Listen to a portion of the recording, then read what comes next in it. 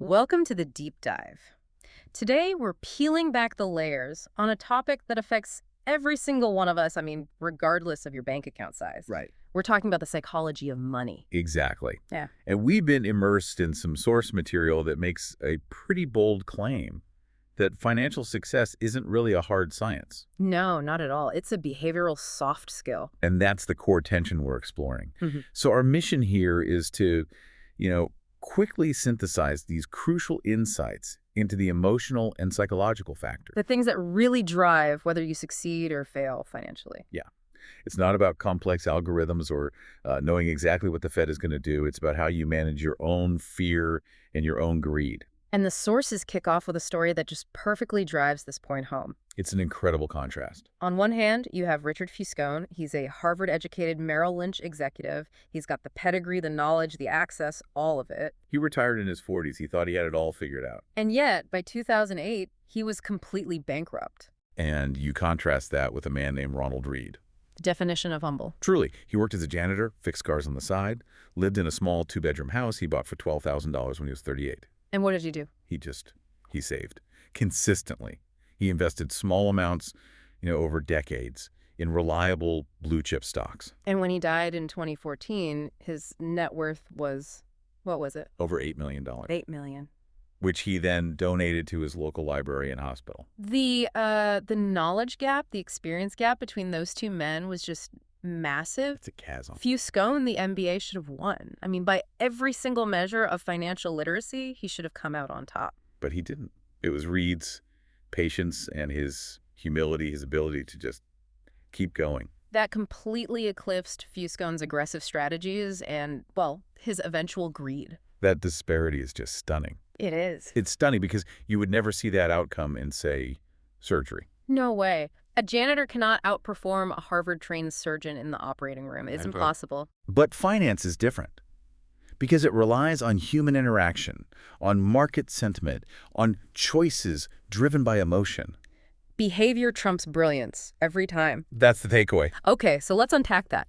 If behavior is the most important variable, why do people constantly make choices that look, well, from the outside, they look completely crazy? And this is where we get to the idea that no one is truly crazy. Really? Every financial decision makes perfect sense to the person making it at that moment. Because we're all operating from our own little window of experience. Exactly. Your personal history with money, even though it's, 0.0000001% of what's happened in the world. Right. It might form, 80% of how you think the world of money actually works. So it's not an intellectual failure. It's just a different context. It's all context. Yeah. Let's think about two people looking at the stock market. Say you were born in 1970. Okay. During your teens and 20s, your formative years, you watch the S&P 500 go up almost tenfold, and that's adjusted for inflation. So to you, stocks are wealth-generating machines. You see risk, but it always seems to resolve in, massive gains. Right. But what if you were born just 20 years earlier in 1950? A completely different story. You saw the market go literally nowhere during your early adult years.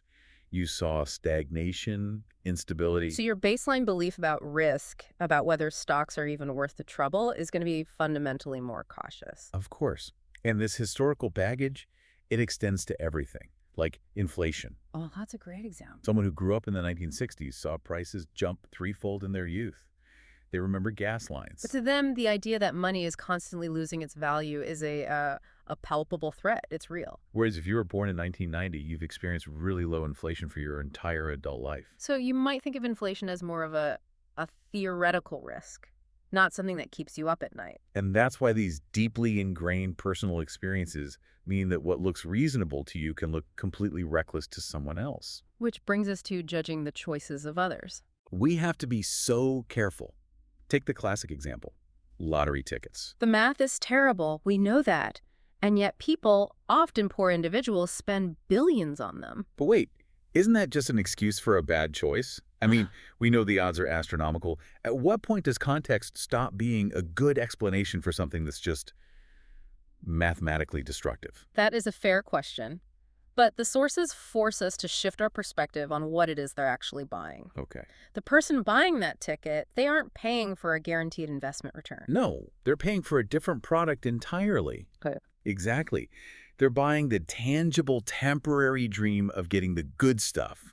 Independence, flexibility that other people just take for granted. For a couple of bucks, they get a week of mental relief, a ticket out of a desperate situation. So we're not looking at an investment purchase. It's a utility purchase like buying a movie ticket. Mm-hmm. They're just plugging their available information into their mental model where, the guaranteed small loss is worth that tiny chance of a life-changing win. That really reframes the whole conversation. It does.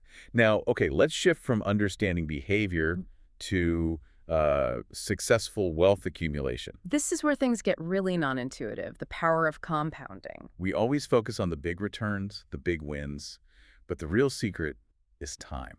And Warren Buffett is the ultimate case study here. Of course. People study his decisions from the 70s and 80s looking for that magic formula. Right, the secret sauce. But the counterintuitive fact is just, it's staggering. $81.5 billion of his $84.5 billion net worth. The vast, vast majority. It came after his 65th birthday. His skill in investing is undeniable, but his real genius, the thing that created almost all of his fortune, is longevity. He started early and he just survived. He survived every financial crisis without quitting or panicking. And that's the thing about compounding. It's not linear, it's exponential. But that exponential curve only really becomes visible after a very, very long time. Which immediately highlights this difference between getting rich and staying rich. Two completely opposite mindsets. Getting rich often means taking risks, being optimistic, moving fast. But keeping money, that's about survival. It requires frugality, paranoia, and a whole lot of caution. History is just littered with brilliant people who failed at the second part of that equation. Oh, absolutely. Think about Jesse Livermore, a legendary stock trader. He called the 1929 crash. He did. He shorted the market and became one of the wealthiest men in the world basically overnight. Yeah. He was a genius at getting rich. He couldn't stop. He just kept taking these massive risks, and eventually he lost it all. And he took his own life. His success was fleeting because he prioritized the thrill of the win over the absolute necessity of just surviving. And that survival mindset is why we have to talk about the danger of never enough. Right, because once you've had some success, the continued chase for more becomes the single greatest risk you face. So if survival is the highest goal, why do these brilliant, successful people risk everything for more money they don't even need? This idea of never enough, it almost seems pathological when you're talking about millionaires and billionaires. It is. And it's driven by social comparison, which is probably the most toxic engine in finance. Let's look at Rajat Gupta. A towering figure. The former CEO of McKinsey, he was reportedly worth $100 million. By any rational measure, he had won the game. And yet he risked it all. He did, because he started comparing himself to people worth 10 times that. The billionaire circle. The social goalposts just kept moving. And to try and catch up to that new imaginary standard, he got involved in insider trading. It cost him his reputation, his freedom, everything. Or look at Bernie Madoff. Before the Ponzi scheme, he had a wildly successful, totally legitimate market-making firm. He was already truly wealthy, making millions a year, legally. And he risked that entire operation to run a criminal enterprise. Why? For the chase. Just for more. The ability for successful people to just define their own satisfaction point. That has to be the hardest financial skill. It is. As Warren Buffett said about a catastrophic hedge fund failure, there is no reason to risk what you have and need for what you don't have and don't need. It's the ability to stop, to say, this is enough to achieve my goals. That's the ultimate mark of mastery. It is. It's the tragedy of those constantly moving goalposts. If your desires just grow in lockstep with your results, you never actually feel satisfied. No matter how much you achieve. That social ceiling is always raised just a little bit out of reach. So if we connect this to the bigger picture, maybe the focus should shift away from accumulation and more toward application. What is the money actually for? Right. And the highest dividend that money pays is control over your time. It's independence and autonomy. I love that the sources highlight the story of Derek Sivers. The entrepreneur. Yeah. He was often asked about selling his company for this huge sum of money. But he always said that the real life-changing moment happened years earlier, when he was 22. He'd saved $12,000. Just $12,000. But that small amount was enough to cover his basic living expenses for 6 months. So he could quit his job and become a full-time musician. That $12,000 bought him control. It bought him freedom. The massive sale later on was just more money. The real leverage came from that small amount of savings that secured his independence. Yet we so often pursue wealth to signal status. Which brings us to the man in the car paradox. It's such a great way to think about it. If you see someone driving a brand new, expensive sports car, do you think, wow, that person is incredibly cool? Almost never. Right. You think, wow, if I had that car, I would be cool. Exactly. The pursuit of these high-status things to get admiration is often, totally futile. Because other people are just busy focusing on their own desires. They're using your possession as a benchmark for what they want, without ever really giving you, the driver, a genuine second thought. And that leads to a fundamental distinction that I think everyone needs to internalize. Rich versus wealthy. They are not the same thing. Not at all. Rich is current income. It's assets converted into visible things, the nice car, the big house. It's what you can see. Wealthy, on the other hand, is income that has not been spent. It's hidden. It's the options, the flexibility, the future capacity that money provides. Wealth is the ability to buy something later on. To make that more tangible, the rich person is the one who just bought the expensive item. The wealthy person is the one who could buy that item 10 times over, but chooses not to. They keep their flexibility intact. The only way to become wealthy is to master the discipline of not spending the money you have, which is why it's so hard to learn by imitation. Because rich role models are everywhere. They advertise their success. But wealthy role models, like Ronald Reed the janitor, are almost completely invisible. Because their success is in the money they didn't spend, that restraint is so hard to learn if you can't even see it in action. Right. So if behavior and context are the core drivers, what does this mean for actually adopting a practical strategy? We need a psychological shift. We need to aim for strategies that are, well, reasonable rather than strictly rational. This is such a key point.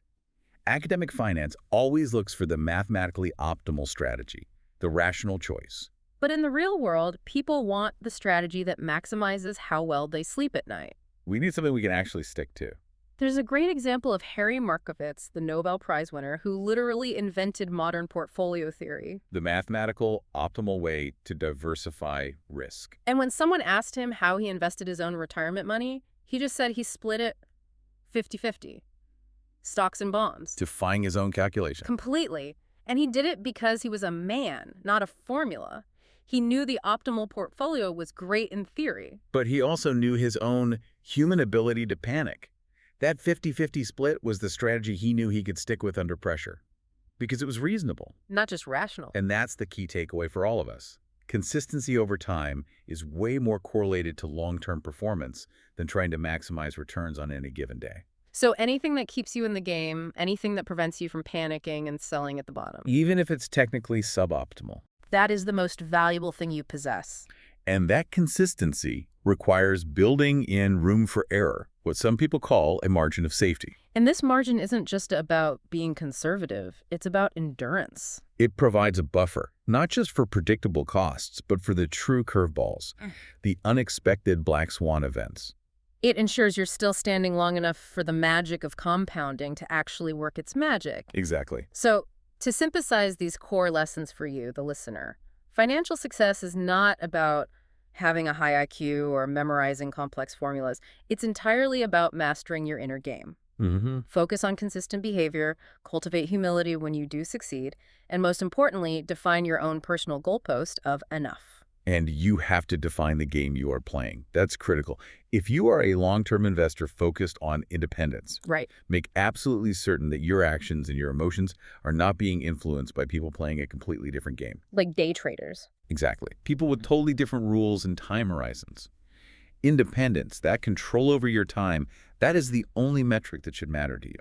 Building on that, Daniel Kahneman reminds us that the world is surprising. Always. When you look back at major economic shocks, the Great Depression, 9/11, the global pandemic, we couldn't predict them with any certainty. They were surprises. Unprecedented events. So if we accept that the most impactful future events cannot be reliably forecasted, how much time should you really spend trying to forecast those unknowable surprises? Versus ensuring you have the resilience and the flexibility, the cash, the time, the room for error to simply survive and maybe even capitalize on whatever unpredictable surprise comes next. That is a financial challenge worth truly pondering.